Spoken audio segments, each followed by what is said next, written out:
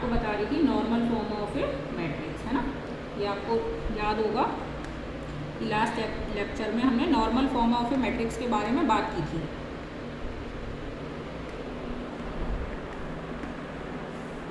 Normal form क्या होती है मैट्रिक्स की?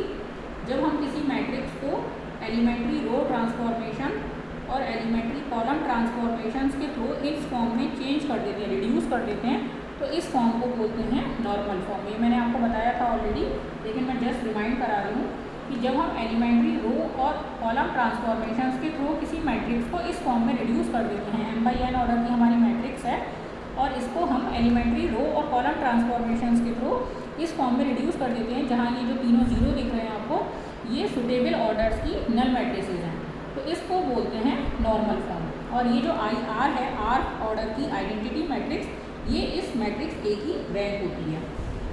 रैंक ऑफ A क्या हो जाएगी? R, है ना। ये मैंने आपको बताया भी था और ये अभी हम यहाँ तक पहुँचने वाले हैं। आज अपने चैप्टर को हम कोशिश करेंगे कि इसको कंक्लूड करें। तो इसमें कुछ थ्योरम्स और मुझे बतानी पड़ेंगी उसके पहले। तो पहली थ्योरम है हमारी rank of product of matrices. क्या होती है? यदि हम दो या दो से ज़्यादा मैट्रिसेस को मल्टीप्लाई करें तो उसका उसकी रैंक पे क्या फर्क पड़ता है ना। Rank of product of matrices. Matrices obviously product के लिए कंपैटिबल होंगी। तो पहले मैं थ्योरम का स्टेटमेंट लिख लेती हूँ, फिर मैं आपको इसको एक्सप्लेन करूँगी। The rank of A product of to matrices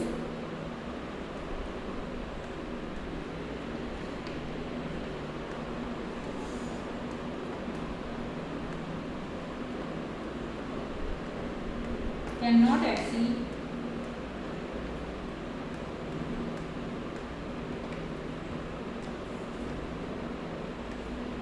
the rank of either matrix.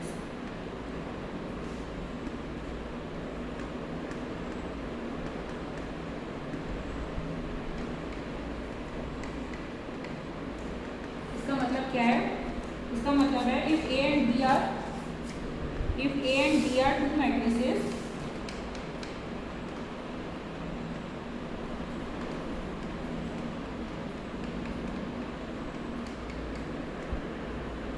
conformable for product AB,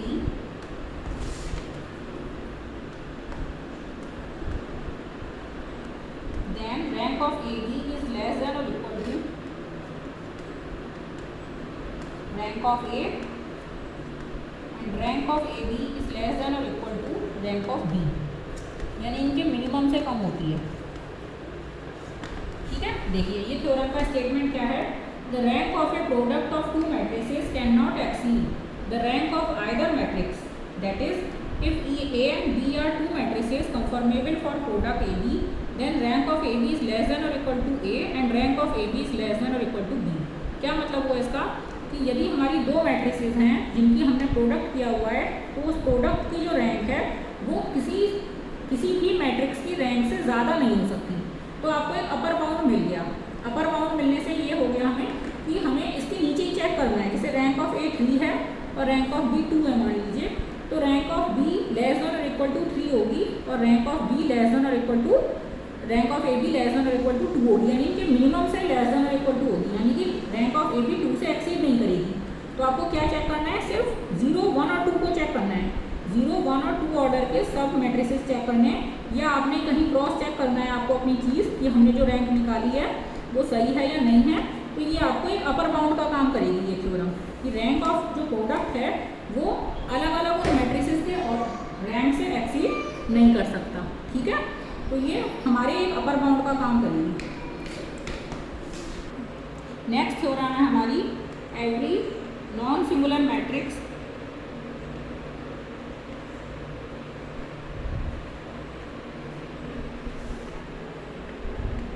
is row equivalent to, row equivalent भी कह सकते हैं या कॉलम इक्वलेंट भी कह सकते हैं। रो और ब्रैकेट में मैं कॉलम भी लिख रही हूँ, क्योंकि आप चाहें तो रो ऑपरेशन से पहुँच सकते हो, चाहो तो कॉलम ऑपरेशन से पहुँच सकते हो।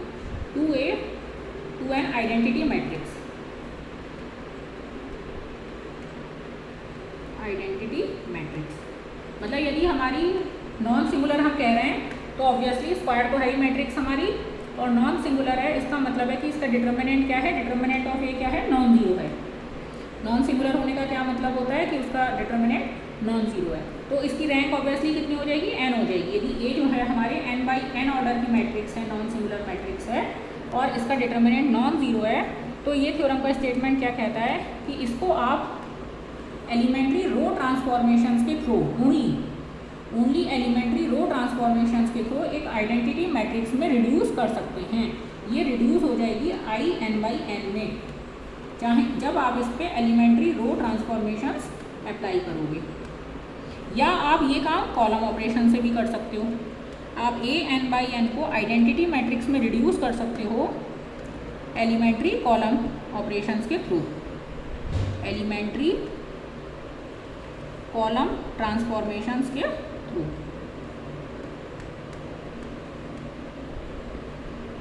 तो इसकी रैंक कितनी हो जाएगी मैट्रिक्स ए की, n हो जाएगी।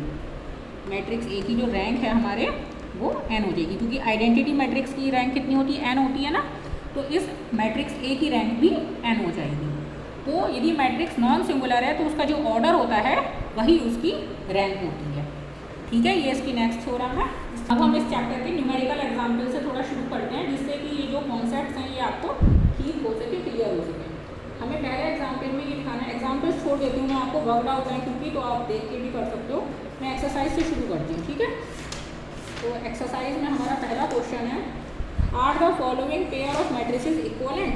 दो हमें मैट्रिसेस दी हुई हैं, 402, 310, 520। ये ए है और बी है हमारी 3902, 7 माइनस 201, 8115। और हमसे ये पूछा गया है कि are the following pair of matrices equivalent.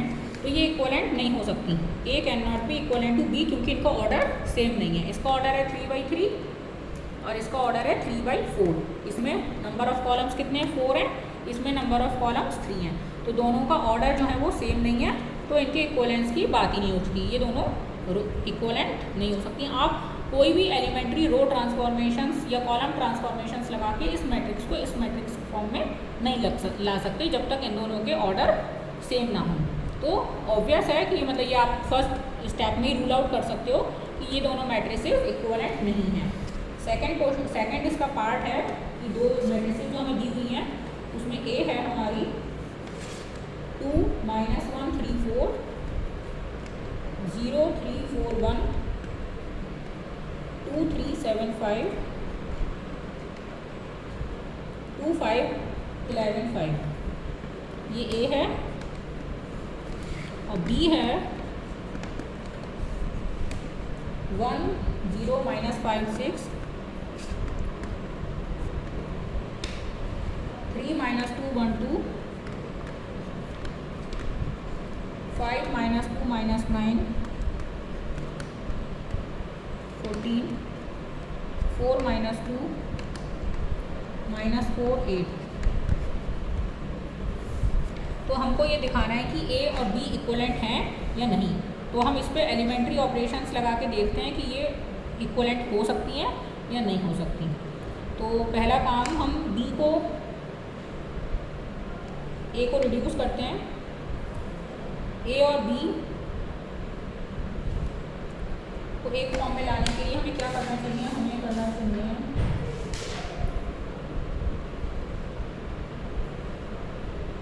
इसका पहला एलिमेंट 1 है, तो यहाँ हम 1 बनाने की कोशिश करते हैं। पहले इसको 2 से डिवाइड कर देते हैं ए की फर्स्ट रो को।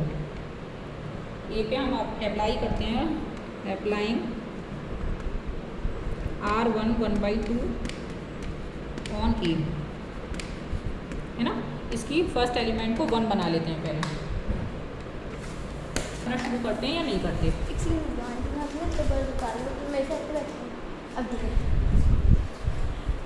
नहीं, पॉज दबाओ पहले।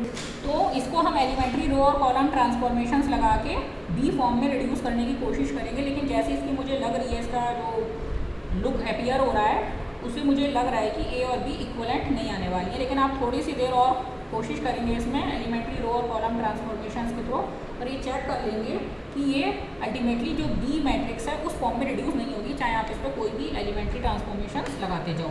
तो A and B are not equivalent in this case also. तो हमारे जो पार्ट 1 और पार्ट 2 थे, उन दोनों में जो दोनों मैट्रिसेस थी वो दोनों इक्वलेंट नहीं थी। अगला क्वेश्चन है हमारा कि आपको इस मैट्रिक्स की रैंक फाइंड आउट करनी है। 1 1 1 2 2 2 3 3 3। ऑब्वियसली ये एक सिंगुलर मैट्रिक्स है। ए इसका ऑर्डर क्या है 3/3 और डिटर्मिनेंट ए क्या आएगा 0 आएगा, है ना, क्योंकि इसमें ये तीनों रोज जो हैं वो एक तरीके से आइडेंटिकल है। इसमें आप 2 से डिवाइड कर दोगे तो ये भी 1 1 1 बन जाएगी, फिर इसमें 3 से डिवाइड कर दोगे तो ये भी 1 1 1 बन जाएगी, और उसके बाद जब आप डिटर्मिनेंट लोगे तो ये दोनों रोज 0 में रिड्यूस हो जाएंगे, 2 - 2 0 2 - 2 0। और जब भी कोई रो 0 होती है या कॉलम 0 होता है तो उस डिटर्मिनेंट की वैल्यू अल्टीमेटली 0 हो जाती है। तो ये कैसी मैट्रिक्स है, ये एक सिंगुलर मैट्रिक्स है। तो इसमें हम इसके 3/3 का तो सिंगुलर हो गया। अब हम पहला क्या काम कर सकते हैं, इसके 2/2 ऑर्डर के सब मैट्रिक्स बनाएं और उनके डिटर्मिनेंट्स फाइंड आउट करें, यानी कि माइनर फाइंड आउट करें। 2 माइनर्स ऑफ ए ये हम फाइंड आउट करें। अभी मैं लॉन्ग मेथड से चल रही हूँ, जो डेफिनेशन से हम चल रहे हैं अभी, और उसके बाद मैं आपको उसका शॉर्टकट मेथड बताऊंगी रैंक फाइंड आउट करने का। पहले हम जो हमने डेफिनेशन पढ़ी थी कि माइनर्स के थ्रू हम रैंक फाइंड आउट करते हैं, उस तरीके से एक बार इसकी रैंक फाइंड आउट कर लेते हैं, और दूसरी बार हम इचलान फॉर्म और नॉर्मल फॉर्म की तरीके से इसकी रैंक फाइंड आउट करेंगे। तीनों तरीके से करेंगे, ठीक है। तो 2 माइनर्स ऑफ ए क्या क्या हो जाएंगे इसके 1 1 2 2। हमने थर्ड रो थर्ड कॉलम छोड़ दिया, फिर 1 1 2 2, ये अगेन यही रहेगा, तो इसको तो 2 बार लिखने से भी कोई फ़ायदा नहीं है।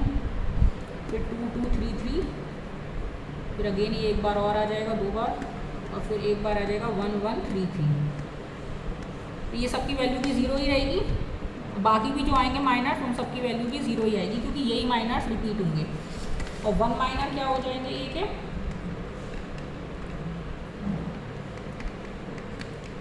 2 हो जाएंगे 1 2 और 3, है ना। अब ये बार बार रिपीट होंगे, इसलिए मैं बार बार नहीं लिख रही इसे, बस एक एक बार लिखा है 1 2 और 3, यानी कि नॉन जीरो है। 3 माइनर्स हैं हमारे पास जो नॉन जीरो है, तो रैंक ऑफ ए कितनी हो जाएगी 1 हो जाएगी।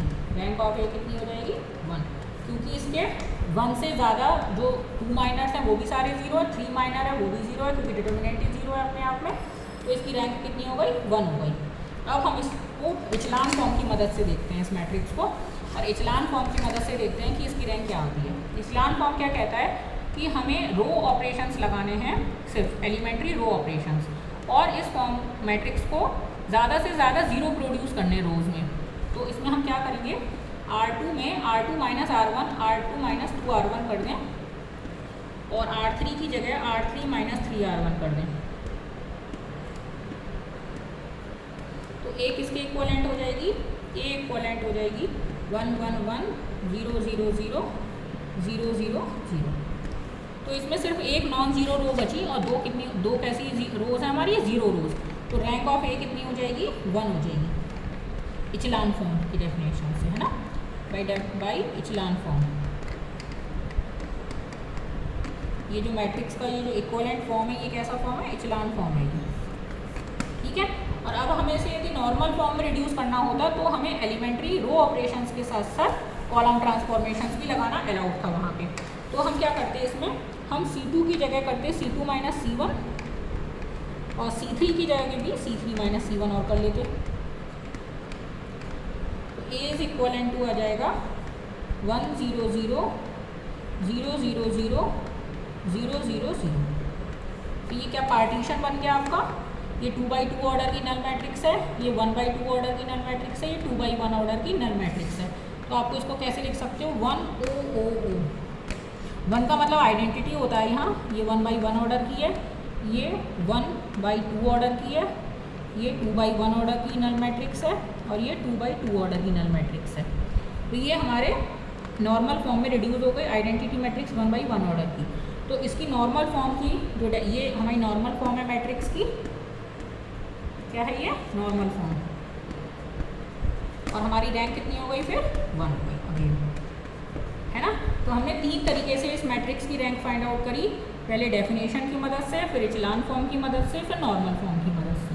और तीनों तरीके से इसकी रैंक क्या आई 1 आई। देखो ये एग्जाम्पल तो बहुत सिंपल था एक्चुअली, एक्सरसाइज जो थी ये बहुत छोटे ऑर्डर की आपको दी हुई थी और बहुत आसान से एलिमेंट्री ऑपरेशन से ये रिड्यूस हो गई इचलान फॉर्म में और नॉर्मल फॉर्म में। जो क्वेश्चंस आपके एग्जाम में आएंगे वो इतने इजी तो नहीं आएंगे, लेकिन जो हमारा जो वर्किंग प्रोसीजर है वो यही रहेगा।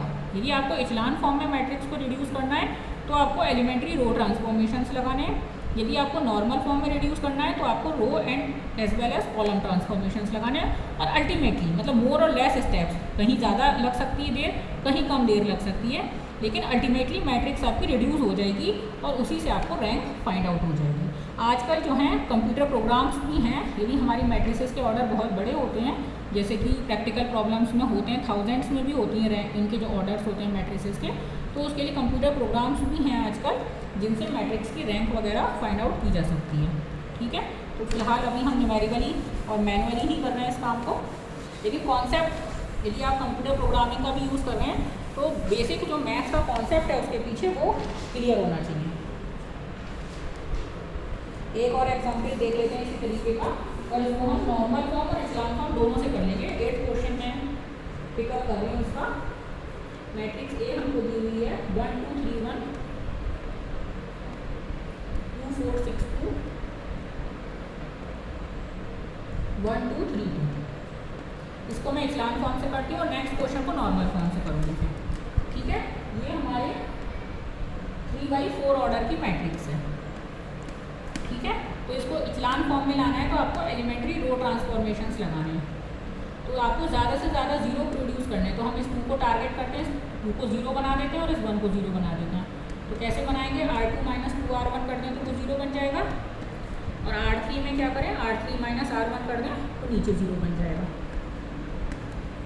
तो A इज इक्वलेंट हो जाएगी 1 2 3 1 0, 4 में से 4 गया 0, 6 में से 6 गया 0, 2 में से 2 गया 0, 1 में से 1 गया 0, 2 में से 2 गया 0, 3 में से 3 गया 0, 2 में से 1 गया 1, यहाँ 1 बच गया। ठीक है ना, तो अब हम जो पूरी नल रो है हमारी उसे नीचे आना चाहिए इचलान फॉर्म में, और जिसमें एक भी नॉन जीरो एंट्री है उसे ऊपर आना चाहिए, यानी कि इन दोनों को क्या कर दें, इंटरचेंज कर दें, R2 और R3 को इंटरचेंज कर दें।